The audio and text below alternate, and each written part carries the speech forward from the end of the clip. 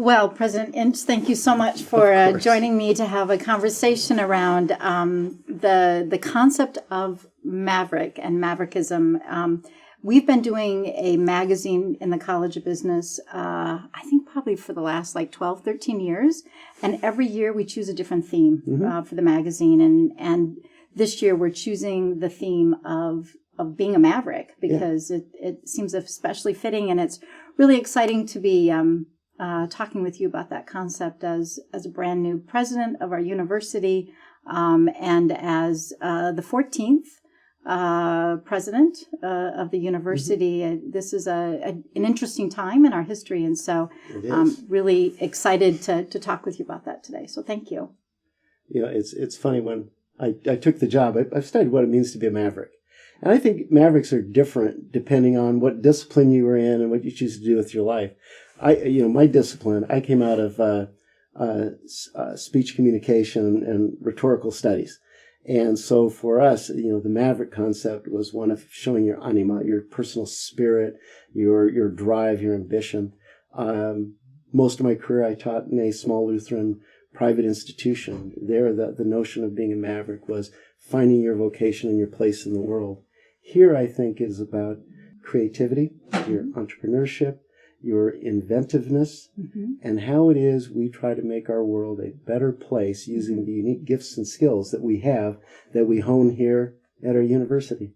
Excellent, excellent. So you've given some thought to this idea about being a maverick, and even before you came here, were you thinking about that, or is that all the time? Yeah. Because I think one of the things about being a maverick is it's not what our history is and what we have done, it's what we choose to do, and what informs our choice and what gives us agency to be able to be successful with our choices. So it's about being able to envision a future, set a goal for where we want to be as a person, where we want our communities to be.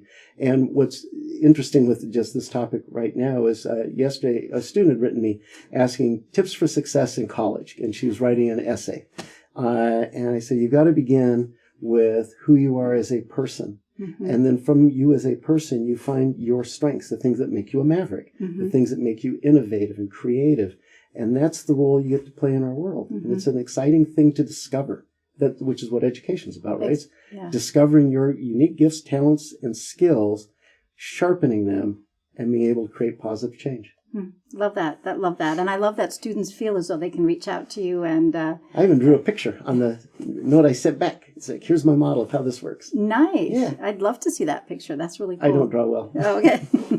Well, we're going to kind of pull back a little bit, if we can, around this concept of mavericks. And I'm going to ask you if there were mavericks in your early life, people that you looked to, and did their thinking and behaving affect the way that you've thought and behaved?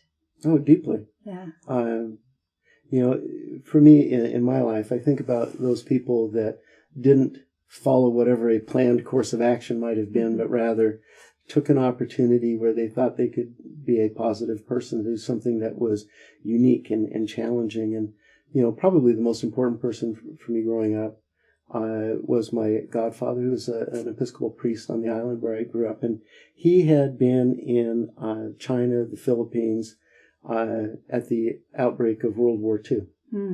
And his family and he were interned in a concentration camp. And he taught with other families. And he taught the students that he had there, the children. He kept them in school because they needed to learn. And they would hide the books if the guards came around because they weren't allowed to teach. Wow. But he would teach them under threat of, punishment. After the war, in 1974, they had a reunion for all the survivors. And they invited the commandant from the camp. And the commandant made the point that he knew what was going on, and he knew it was illicit, but that the way that we get out of war, the way that we stop our own destruction, is by educating people to a higher purpose, by enabling people to look at the world's problems and find solutions for them that do not involve physical confrontation, conflict, or destruction. And that's where I hope with all of my heart right now that the educated peoples of Europe and our country and around the world find a way out of what is going on in the different conflict zones on the planet and right now in Ukraine and Russia. I believe from that time that education is our opportunity to right the wrongs of this planet, to make this place a much better place to live for all of its people. Wow. I so appreciate you sharing that. That's a incredible story, and I think an incredible aspiration that reminds us about the importance of education, really in influencing where the world goes. And I think he was probably the biggest. I mean, my parents were both educators, so they had a lot of influence too. But it's probably why I went the direction I went. I had not intended to go into education because I thought my task was to go be an accountant, and that's what I was supposed to do because the money was better than going to teach at Pacific Lutheran University. But the job was better doing what I got to do. It fit me. Yeah, and that goes back to your earlier point too about first starting with what really matters to you. Yeah, who you are. That's terrific. In what ways do you think you've been a maverick? And is there anything you're especially proud of in being a maverick? Well, that's a tough question to answer. I think people behave how they behave because of who they are. And if you're good at understanding who you are and what your gifts and talents are, I think you do those things. When I was interviewing to be a provost once, the president of the university asked, well, how come you've been an administrator your entire career but you're never a full-time teacher? And I said, no, I was a full-time teacher. I've been 20 years at a small liberal arts college. And he said, no, I look at your resume. You were half-time administering a speech and debate program. You were half-time administrator. You've never been a full-time teacher. I never thought about it that way. Because I think people do what they do regardless of what the label is that you put on what you do. You do what you do because it's where you were driven to be. And so, a more direct answer to your question is, I think that the work I've done in each place I've been, what I learned very early on is that you don't take a job that doesn't fit what your skill set and your identity as your values are, because, and for me, it meant a place that I could make a positive and effective change. And so I'm proud of the work. I helped launch that university into being a global university, having programs on 7 continents, which we were very proud of. When I went to the Cal State system, it was working with disadvantaged communities and using arts as a way to help liberate people's creative thinking. I did work in mediation and dialogue, conflict management in the former Yugoslavia, where a way to bring communities back together that had been in a shooting war, a way to bring them back together was to offer educational services for their children, because people care about their children. So, we worked on creating schools that were on former battle lines, where students would learn computers, because that's how and internet access, so they would be able to get information and learn, but they would also learn an art. Because arts don't require you have even the same language. Arts simply require that you create together and dream together. And I thought, what a wonderful model, And so I got to teach in a program called the School for Young Politicians. And we used creative expression as a way to bring people together that were from different ethnicities and had gone through conflict and had been shooting each other, but bring them together over common causes. And so I think those are the kinds of things that have really defined what I've liked doing, where I think I have a good purpose, and the things that I've found, very professionally and personally rewarding. I mean, I remember getting a call from a woman named Elena. She was Roma in one of these programs that I was teaching, and she ran, after we did the seminars I was in, put together the very first women's conference for Roma ever. And she called us 2 a.m. She left a message on my office voicemail. But she was so proud because it was the first time Roma women had been able to get together to talk about how they could feel empowered in an environment where they didn't have a country, they didn't have a stable home. So I think those are things that make you feel that you're doing the right thing. Without a doubt. So as you share with us about that, I mean, it's March 13th, March 14th, and we have the situation in the Ukraine, and it sounds like, you've had some experience in similar situations. Did you live in Yugoslavia? And I traveled there. I'd stay for a while. Yeah, and work on these projects. I worked on projects, a month or 2 months at a time. Wow. And I do recall being really interested in that. Your research was, there was some of your research in negotiations and, That's right. and peace and conflict and Cold War. And yeah. My dissertation concluded the Cold War would never end, but it ended right before I gave my defense. But it might be coming back, so I might have been right. Yeah. Wow. Yeah. Well, I won't take credit for that. I hadn't predicted this.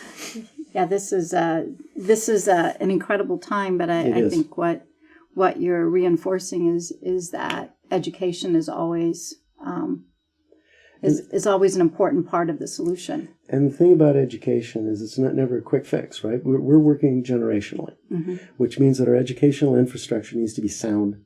And where you have gaps in our educational infrastructure, they'll reveal themselves later in a generation. I worry we see some of that now that comes out of lack of funding in education, decades ago.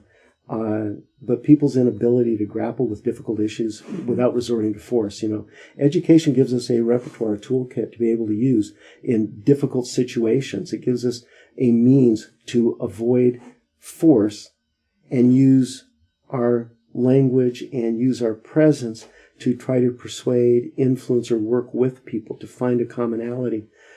When you move to force, it makes that work so hard because force is not a rational action. That's not a symbolic action. It's not something we can control in the same way we can control a dialogue, which is why the work that we were doing in Yugoslavia involved dialogue centers. How do you bring people together in a non-critical space and allow them to share, their feelings of hurt or anger, of things that might not have been that might have been around fear or familial pressures, but they could share that, and they could share that with other people in an environment that was safe for them to do that. But once you introduce force, once you're in an active conflict, it's so tough to back that down. And this is a really difficult situation now. It really is, and I think the world is seeing that and wondering. Yeah, I mean, there's a lot of conversation about how this is going to continue to transpire. Yeah. Well, speaking about education and what's happened during your lifetime, has there been a kind of thinking changing? And we're surrounded by this, wonderful library. Has there been a thinking changing Maverick encouraging book that you've read that's really changed your thinking or has influenced you in a way that then set up perhaps other elements of your life to continue down a certain path? That's a tough question. I used to read much more fun books, I think, but I read a lot of books I read a lot on the future of higher ed. I think we're about to go through a very transformative decade. Absolutely agree with you. We're in the middle of the fourth industrial revolution. There's a book that I read over the summer that I think really helped encapsulate. It was the subject of my convocation, called The Fourth Turning. And the point of The Fourth Turning is, every 100 years, 800 years, we have different generational influences and restrictions and prohibitions and opportunities that shape our dialogue, but also shape our history. And that helped me, really think about how we need to adapt to the needs of this generation of students and the generation that's going to follow them, and how we position a university. The book was written in the late 90s, but I think it's a book that does a very nice job of getting at how our students are not the same from one decade to the next. So we should not expect them to be the same. And things that I might have said when I was growing up, like, I don't know, I was able to work my way through college and didn't take out big loan, simply is not the case today. But, if I didn't have that experience, if I wasn't working with students and doing something else, I'm not sure I would know that, right? Because I would assume it's just like what I experienced, and it's nowhere near what I experienced. The kind of pressures on our students are nowhere near what I experienced. I had a book that I think I've talked with you about before that I asked the leadership here to read called Subtract. And it is, there's a human condition that either genetic or historically or culturally, depending on which angle you approach it from, that the solution to any problem is to add a new program, a new service, or put more money at it. Universities are that way. If we need to have better advising, our solution is to add advisors. If we need to have a new curriculum in some facet that we want, in some area we want to teach in, we need to add new programs and pieces. What we forget, though, is that when you do that and you pull resources from the other things you're doing well, you can dilute your efforts and actually cause multiple fails. And so the point of the book is that sometimes the things that are already existing there are actually inhibiting you from being able to be successful. And that really helped shape my way of thinking about how to approach a new university, is how do we look at this university that has done well through the pandemic, is solid and stable with its budgeting, and yet everybody feels stretched thin. Mm-hmm. Everybody needs more. Mm-hmm. Well, then that means we're doing too much. Mm-hmm. So where do we need to prune our rose bush? And that's what the book takes on. And so the task I've given our leadership is, what's a model for where we can think about subtract in a positive way? And there are some really good examples of where subtractions made a big difference. And just briefly, I'd love to. I came from, my most recent position was in the East Bay area near San Francisco. And San Francisco used to have, I grew up in Seattle, used to have the same thing Seattle had, a viaduct that went down the front of the city. And the point of the double-decker freeway, the Bay Freeway, I think it was, their viaduct, the point of it was to make easy traffic access to all the businesses downtown. So it was a double-decker cement monstrosity that divided the city from the water. And all of the people in the city said, but we can't see the water from our house that's on the water. And it's ugly, it's an eyesore. And the merchant said, you can't possibly get rid of this. We have to have this, or you're going to choke us to death. We won't get any business. Then the 1989 earthquake happens, and parts of it fall down. And there's this whole lobby effort to take it down. They decided to take it down. By getting rid of it, what they found was local businesses improved their business. More people came as tourists. Housing prices went up. Business valuations went up. So by getting rid of this thing that people thought they had to have, it took an earthquake to take it down. Which is sad, because I'd rather think about it strategically. So I've asked people here, what's our viaduct? What's the freeway we can get rid of that's going to all of a sudden make everybody's experience better? But it is hard to do because we are programmed. It's the point in the book. When I say I'm going to take something away from you, we treat that as a negative, that you are now hurting me if I cut your budget. You are now doing harm to me if I take away a program or cut a program. So part of it's going to be a mental change that, just like when we prune a rose bush, we'll strengthen it. Unless we do it really terribly. But we can strengthen it. We can make it better and more beautiful. What are the things that get in our way that prevent us from doing the things that we should be doing? And I look at legacy processes, how many signatures are required on X, how many stops does a student have to physically make on this campus to get something signed, or why?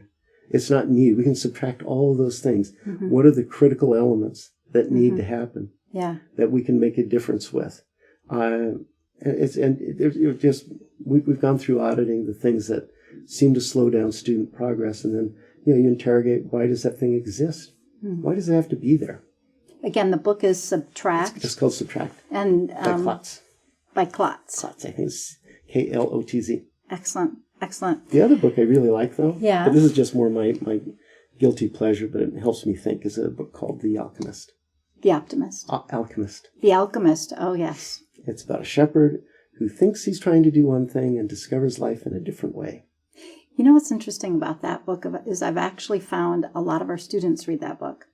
I think they should. Yeah, I agree. It's a great book. Personally, I find that a book to keep me centered on those things that are me, what's important to me, so that however I act, I would like to, be my genuine self and not feel I need to be something else or drive somewhere else. So that authenticity. Yeah. To be able to keep that authenticity. Yeah. It helps me great. Remember. Excellent. It's my touch base. That's a quick read. It is. I think it's about yay big. And I sent it to the student I was writing it to yesterday. Oh, terrific. Yeah. Well, so we have, I think we've had 3 books that you told us about: Subtract, The Alchemist, and the first book again that you said. Oh, The Fourth Turning. The Fourth Turning. Yeah. Excellent. But there's another book, and the name's escaping me right now, but it's kind of the history of higher ed and why it is we do things the way we do. And, our current, what's the name of it? Anyhow, but part of it is that we're designed to be a factory. We were designed as a factory model. It was the Carnegie model that you take courses like boxcars and you fill them up with things. And when you've gone through enough boxcars, you have a degree. And that maybe that's not where we ought to be now that we're in a place in our evolution as an industry and as a people that maybe education is not this linear set of hurdles one must jump through. Maybe there are concurrent streams of learning. And I think you begin to see part of that, you see it in your college with project-based learning. It's not a single linear stream of information, knowledge, or theories. It is how you use a toolbox to grapple with the problems our students are going to face, work in community, work in team to identify solutions, present them in ways that may never have been thought about before. Yeah, and I think respect and utilize the lives that the students have as well. Correct. When we have students who join us, they oftentimes come with a lot of knowledge and with experiences, or they're in the midst of a particular time in their lives where they're working. And so how do we incorporate that, I think, into what their learning is while they're here? Exactly. And it's mind-bending in a way, because what you're talking about is education becoming nonlinear. That you take all of the different vectors that get a student to this point in time, and then you add, push, or coach a student to be able to move to a place where they hadn't imagined yet, and where you might not have imagined yet as an instructor.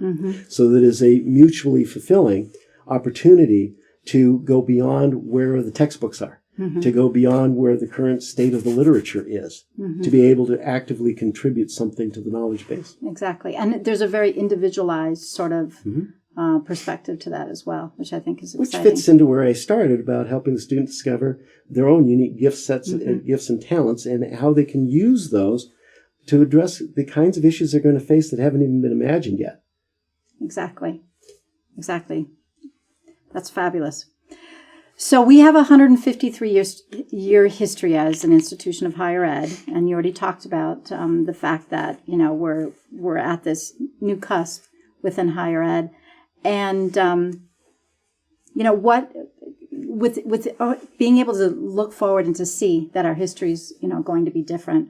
What are some of the topics that you foresee in the next chapter of our history?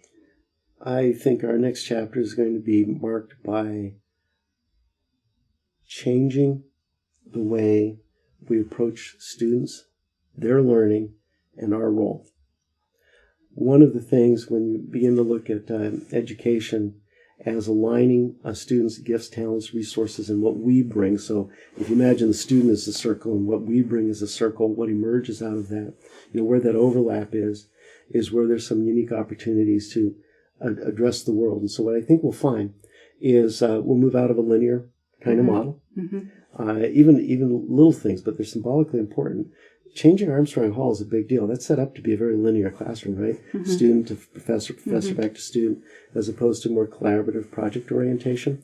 I think you'll see that. I think you'll see education moving toward less time-based instructional output. So right now, I suspect it's the same here as where I came from, but 45 hours in a seat earns you 1 credit hour, right? Well, that doesn't mean anything about learning. I think it's going to become around the competencies developed. I think it's going to be around students pushing themselves because they'll want to learn more as opposed to being straitjacketed into a particular box. I think students will blossom better with where we're able to go. We're seeing it now on this campus, and we're ahead of the curve in a lot of ways with the work that we are doing because this campus has already seen this coming beforehand. This work that you're doing in the college, I've seen it in some of our STEM areas. I think the other thing that's going to happen is that students are going to have a lot more power than they do now. I think we'll move toward something like a blockchain transcript. Students will own their credentials, and they will align them to their interests and to the outcomes that their employers are going to want. And I think that gives us an opportunity to be very strong partners with our communities and the industries around us to create truly melded experiences of student learning that allow students to have a very different, more robust experience with how to use the tools of a discipline to affect change or to build. That is exciting. I think so. It's exciting, and I do think it's very Maverick. I think it is too, because that's what we're going to teach our students. We are teaching our students is they get to be entrepreneurs in their own life. Yes, and being a risk taker within reason. But when you're in your 20s and 30s, there are risks you can take that pay off, that may pay off, and that I think what it means though is that we encourage students to be independent entrepreneurs. We also have an obligation as an institution to make sure that we have their back through their life arc as learners. So I'd like to make sure that we've got the programming and the support services that allow our students to have a home here whenever. That we're here. We got their back. And we expect them to return often and regularly and let us design the programs and help them with the aspirations they have for their own maverickness. Love it. Love it. As we were getting ready to talk today, I was doing a little research and found out that there is an organizational behavior group of researchers that do research around this concept of Maverickism. I had not seen that. Yeah, and that this construct of Maverickism falls along a continuum such that individuals who are high in Maverickism are innovative, independently minded, goal-focused, and successful in their risk-taking. A lot of these things that you were just talking about. How do we in higher ed, given, the kinds of changes that you're talking about are extraordinary compared to how many have thought about higher education, which has a history perhaps of not always being hugely risk-taking and innovative.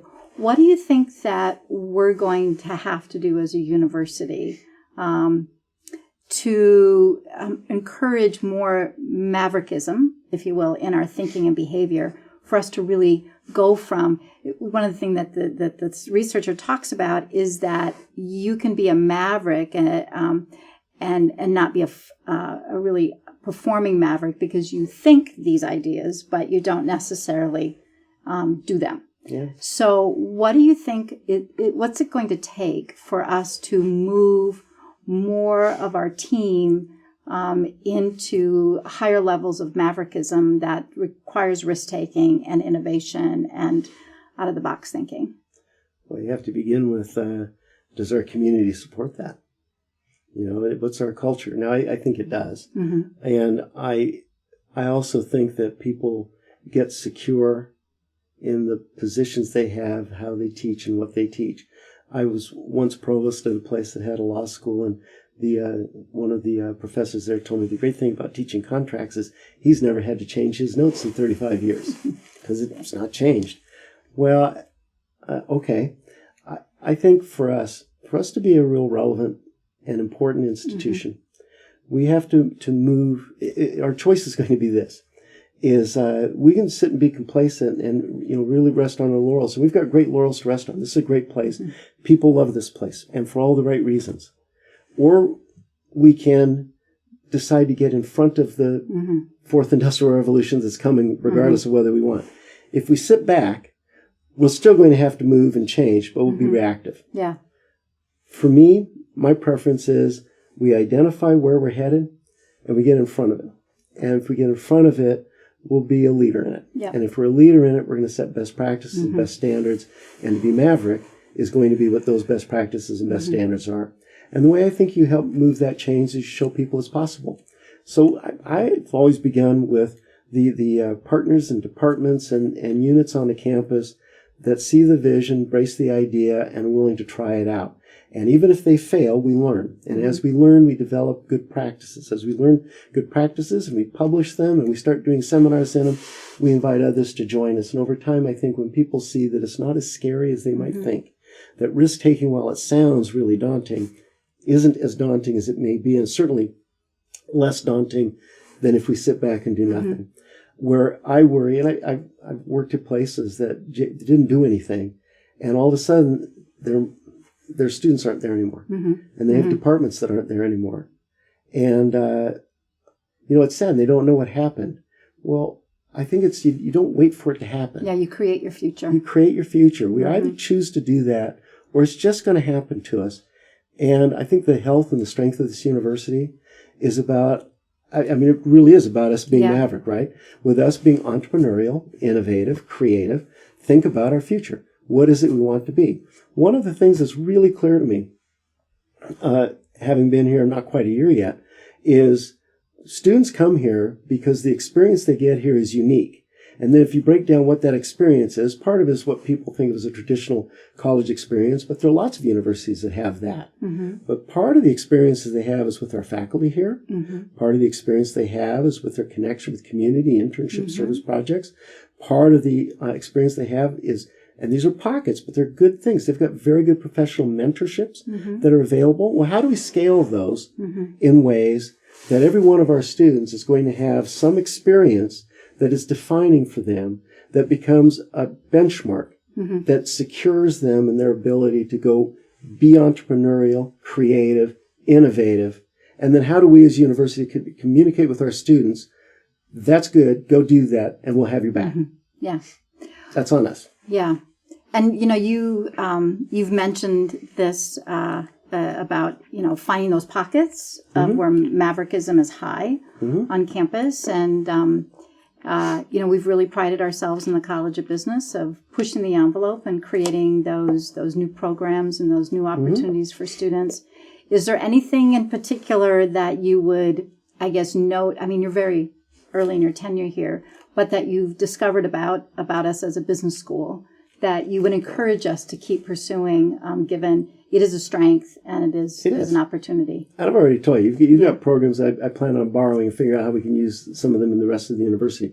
There are pockets of strength across the university, but there are commonalities among all of them, at least the ones I found so far. Mm-hmm. One is the learning experience is experiential and project-based. Mm-hmm. So students have to, when you're in a single class learning a thing, that becomes the tool you use in that class. When you're doing the kind of learning that and there are other departments mm-hmm. and programs as well, that you are doing, it requires a student not just to use one tool, but multiple tools. Yeah, and it meanders, right? Right, because life is nonlinear, right? It's mm-hmm. only higher ed. But life is not linear, and life is also not an independent activity. We do life in teams, right? Mm-hmm. In family teams, community teams, and work teams. So the learning environment that fosters that is important. So that's a feature I see that you do that is important, and I think is going to be a hallmark of what the future of higher ed looks like. Second thing is the collaboration between our instructional faculty and the people in the industry that do the work. Mm-hmm. That collaboration allows a strong theoretic depth to the work, mm-hmm. so that students understand the context and they develop what I think of as lateral vision, as how do these pieces connect to other things mm-hmm. in the environment. But also from an industry perspective, where is growth, where's opportunity, where do they need entrepreneurship? So that can be inspirational, and it's outside of the normal box of what a classroom would do. Mm-hmm. So I think that is important. And then the final piece that I think is significant of any of where I've seen pockets of really good is what I just said, is that students working in a team. We grow up in most of our education, K-12 and into higher ed, that education is an individual activity. I get graded by myself. I take exams by myself. So my success or failure is on me and only me. And so if I get in a group and I've got a slacker over there, I'm going to complain. I have a slacker over there because me and only me is going to suffer a consequence. But that is not how life is. Because when you go into a work environment, the success of the team is also your success.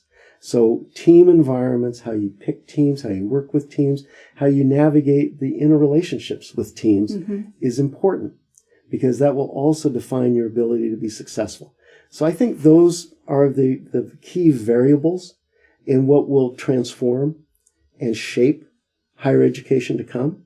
I think, and as we've talked, the work that you've done in the college is a lot of that. And so my task, and I think we talked about this, how do we scale that to be a university experience? Mm-hmm. How would we say for every program we have, here are 5 experiences that would be good for you to have. You don't have to do all 5, but maybe you should do a global study program, short-term global study. Maybe you should get an internship. Maybe you should have an apprenticeship. you should do one of those because it will give you a greater depth of understanding of your discipline and how it is used. And then I think there's a transformation that's happening somewhat naturally, is that we have professional advisors that will help students get the right course and in the right sequence and stay on track. That is a great job for them to do and is an important job. But what it means, I think, is faculty then are able to have more space to do what faculty do wonderfully, which is to mentor and to advise about their opportunities, careers, grad programs, research. And I think that opens up a whole avenue for student connectedness with their faculty, but also students thinking broadly about their opportunity and potential. Exciting future. I think so. Very exciting future. That's what I like. This has been so fun, and I really, really appreciate you making the time to talk about what it means to be a Maverick, and as well as your vision for the university. We are thrilled to have you here as our 14th president, and again, thank you. And I always want to say go Mavericks, but go Mavs. Go Mavs. That's right. So, thank you for having me. Thank you so much. Yep. Thank you. Okay.